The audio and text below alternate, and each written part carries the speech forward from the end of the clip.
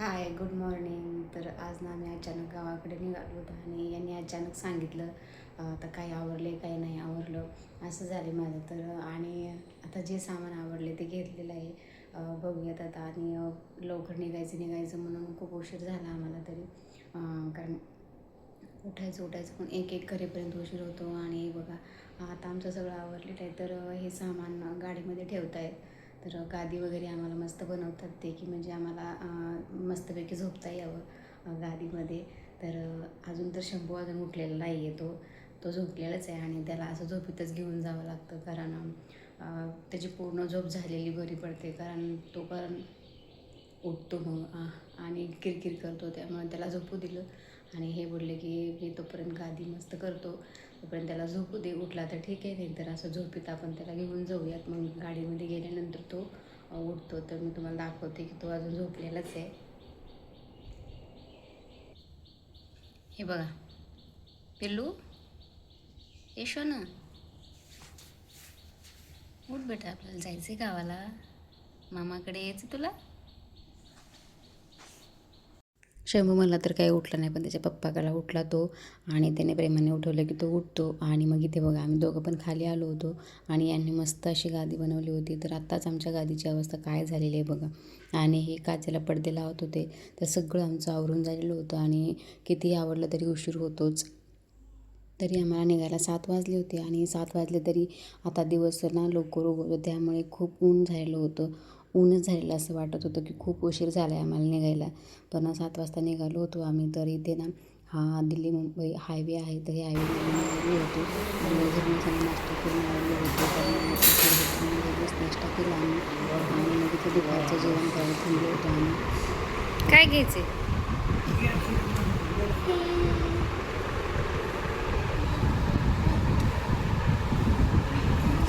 सांग. फोर घ्यायचे.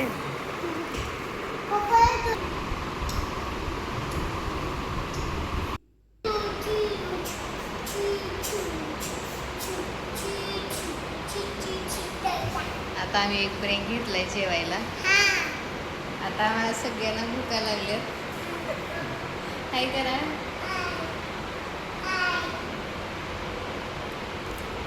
आणि 100 तर जास्तच भूक लागली आमच्या. तर दुपारचं जेवण इथे आम्ही जेवलो.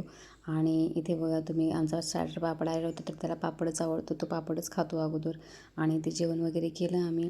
आणि खूप दिवसानंतर आम्ही तंदूर खात होतो, कारण इथं गुजरातमध्ये ना तंदूर मिळतच नाही, ते तर चपातीलाच तंदूर म्हणतात.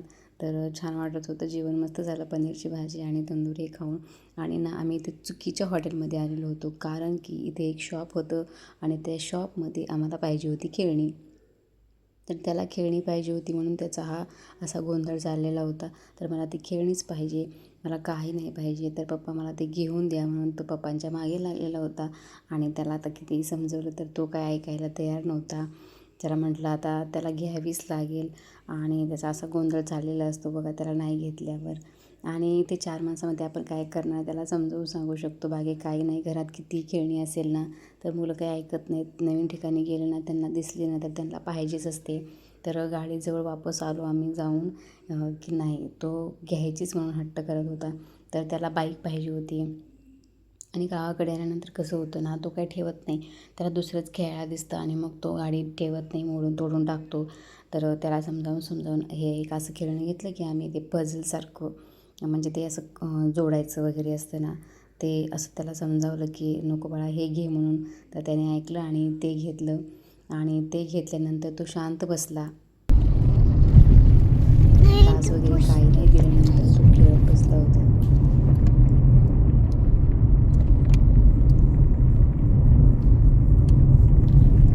रडून रडून घेतलंच ना. हां हां, छान वाटायले का आता खेळायला भेटलं. हां, खेळायला छान जोडायला येईल का आता. छान छान. काय काय बनवलं. हां, अच्छा, बंदूक बनवली.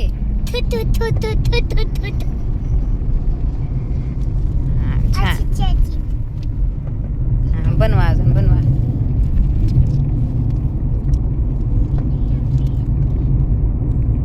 खेळत बसलेला होतो, त्याचं काही टेन्शन नव्हतं. आता मग तो काही त्रास देणार नव्हता. आणि मग इथे आम्हाला घाट लागल्यानंतर आम्ही ते दुपारी आलो होतो घाटामध्ये.